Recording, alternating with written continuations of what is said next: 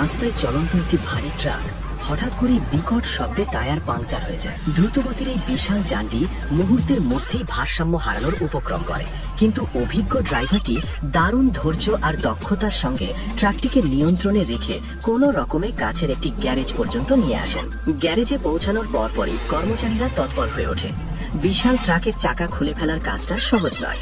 একাধিক কর্মী একসাথে লিভার, রড আর নিজেদের অভিজ্ঞতা কাজে লাগিয়ে ধীরে ধীরে টায়ারটি খুলে ফেলেন। টায়ার নামানোর পর বোঝা যায় শুধু পাংচার নয়, টায়ারের একটি অংশ বেশ ভালোভাবেই ফেটে গেছে।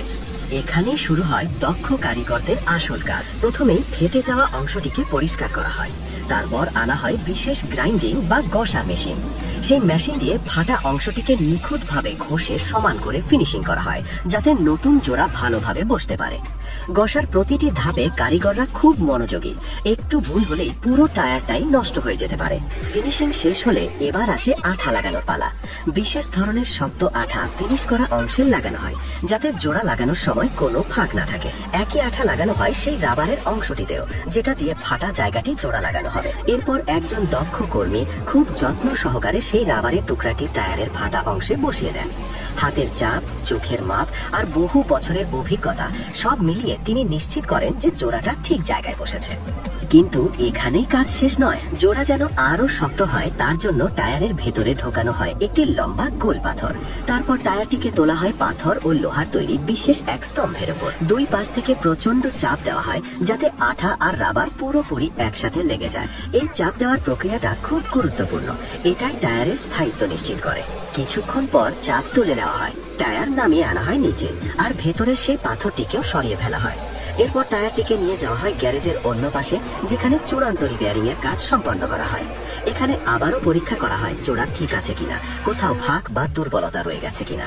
সবকিছু ঠিকঠাক দেখে নেওয়ার পর দেখা যায় একজন কর্মী খুব মনোযোগ দিয়ে টায়ারের ভেতরে টিউব লাগিয়ে দিচ্ছেন। টিউব বসানো কম গুরুত্বপূর্ণ নয়, একটু এদিক ওদিক হলেই পরে আবার সমস্যা হতে পারে। টিউব লাগানো শেষ হলে ধীরে ধীরে টায়ারের মধ্যে হাওয়া দেওয়া হয়। হাওয়া ভরে পরীক্ষা করা হয় কোথাও বাতাস বের হচ্ছে কিনা। টায়ার ফুলে উঠতেই বোঝা যায় রিপেয়ারিং একদম সফল হয়েছে। এখন এই টায়ারটি আবার ট্র্যাকে লাগানোর জন্য পুরোপুরি প্রস্তুত। শেষ ধাপে দুজন কর্মী মিলে সেই ভারী টায়ারটি তুলে ট্রাকের চাকার জায়গায় বসিয়ে দেন। নাট বল্টু শক্ত করে আটকানো হয়। একবার নয়, দুবার পরীক্ষা করা হয় সবকিছু ঠিক মতো বসেছে কিনা। সবশেষে ট্রাকটি আবার নিজের ওজন নিয়ে দাঁড়িয়ে যায়, যেন কিছুই হয়নি। একটু আগেই যে টায়ারটি ফেটে গিয়েছিল, এখন সেটাই আবার রাস্তায় নামার জন্য প্রস্তুত।